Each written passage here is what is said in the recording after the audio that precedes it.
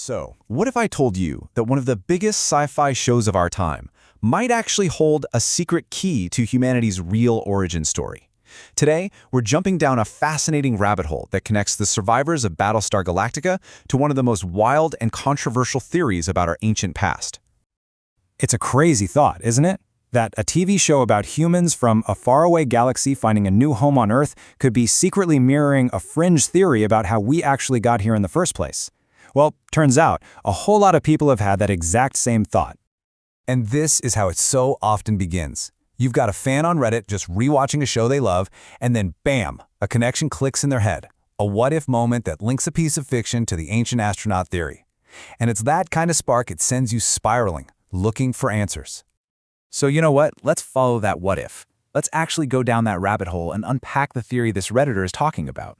It's a story that involves alien gods, mysterious hidden planets, and a complete rewrite of human history as we know it. Okay, so the whole theory really hangs on these beings from ancient Sumerian myths. They're called the Anunnaki. But who were they really? Were they just gods like historians tell us? Or were they something else entirely? This is where established history and, well, let's call it pseudo-archaeology, ideas that sound like history but don't have the evidence, really collide. Before we get into all the UFOs and alien gold mines, we got to start with the facts on the ground. Let's establish what mainstream historians and experts on ancient Sumeria actually say about the Anunnaki based on the texts they left behind. So in the official historical record, the Anunnaki were basically a group of super powerful gods. They were the kids of the sky god En and the earth goddess Ki. You can kind of think of them like the Greek gods on Mount Olympus, divine beings who judged us mere mortals and decided our fate. The key word here is divine. They were seen as gods, not visitors. And this is where the story takes a hard left turn. An author named Zecharia Sitchin, who taught himself to read ancient Sumerian cuneiform, comes out with a book called The 12th Planet. And his whole argument was that for centuries, everybody had been reading these ancient texts completely wrong. In Sitchin's telling of the story, the Anunnaki weren't gods at all. No, they were flesh and blood extraterrestrials, a biological species from a mysterious, undiscovered planet in our own solar system called Nibiru, which he claimed had this massive 3,600-year orbit. He basically reimagined them as ancient astronauts who came here with a very specific mission in mind. Sitchin didn't just play with the definition, though. He built an entire alternate history for all of humanity. I mean, a massive narrative that explains everything from our own evolution to how the Great Pyramids were built. Okay, let's break this down because it's a wild ride. The story goes like this. The Anunnaki came here for one thing, gold, to save their own dying planet. When the work got too hard for them, they took early hominids, Homo erectus, and basically upgraded their DNA to create us, Homo sapiens, to be their workforce, a slave race. All those ancient wonders we're still scratching our heads about, Sitchin says that was them. And the first human kings? Just puppets, managing the minds for our alien overlords. It sounds just like the plot of a sci-fi show, doesn't it? It is an incredible story. But is it history? This is the point where we have to pause and put these claims to the test. Let's see if they actually hold up when we check with the experts, the people who have dedicated their lives to studying Sumerian language and culture. And this gets to the absolute heart of the disagreement. Sitchin's entire theory really hinges on his translation of the word Anunnaki. But here's the thing. Pretty much every single professional Sumerologist agrees it means princely offspring or royal seed, talking about their divine parents. One translation gives you alien visitors, the other gives you gods. They're two completely different stories. So, okay, if the foundational piece, the very name, is that disputed, what about all the other parts of his story? The gold mining, the creation of a slave race, this whole 12th planet idea. Well, the verdict from the academic world is pretty brutal, to be honest. Experts from all sorts of fields have overwhelmingly rejected his work. They just dismiss it as pseudoscience, arguing that his conclusions are based on some really flawed methods and just a basic misunderstanding of the original texts.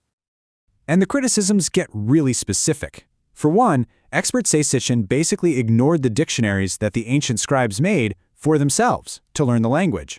There is not one single Sumerian text that mentions creating humans to mine gold for aliens. Not one.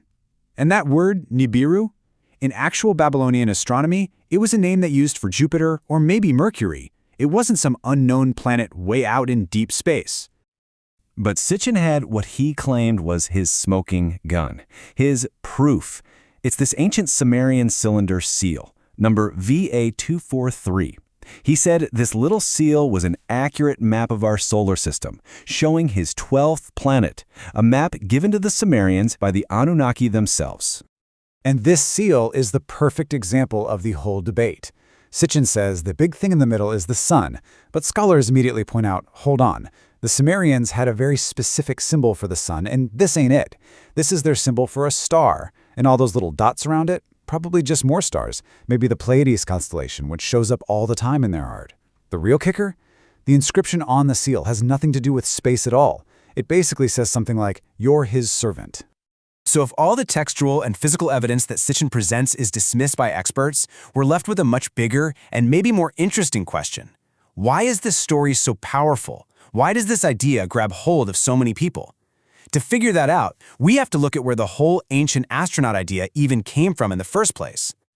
The thing is, Sitchin was a huge reason this idea got so popular, but he wasn't pulling it out of thin air. He was really building on a trope, an idea that had been bubbling up for decades in horror fiction and a very specific kind of historical theory. You can practically draw a line. It kind of starts with fiction writers like H.P. Lovecraft, with his terrifying stories about ancient, powerful beings from the cosmos. Then you get Erich von Däniken, whose book Chariots of the Gods made this idea a worldwide sensation. Sitchin came along a bit later, and his big contribution was giving the theory a specific name and face, the Anunnaki. But as you dig deeper into where this idea came from, a more uncomfortable picture starts to form. A lot of critics argue that this whole theory actually has some pretty problematic and troubling origins. And this is the heart of that critique. So often, the theory seems to focus on the great achievements of non-European peoples, like the pyramids in Egypt or the Moai heads on Easter Island, and suggests that, well, they couldn't possibly have built those things themselves. It must have been aliens. And what that does, critics argue, is it robs those ancient cultures of their own genius and ingenuity. So at the end of this whole journey, we're left with two very different stories about where we come from. One is this grand sci-fi epic, a lot like Battlestar Galactica, where our creators came from the stars. And the other story, well, that's one of human brilliance, human struggle, and human achievement all on its own. And that brings us all the way back to where we started, with that fan watching a TV show and having a what-if moment. Because even if theories like Sitchin's are labeled pseudo-history, the fact that they are so incredibly popular tells us something really important about ourselves. What is it about this idea of an alien origin that we find so captivating? Why do we so often look for answers about who we are, not in the ground beneath our feet, but out in the vast, endless dark between the stars?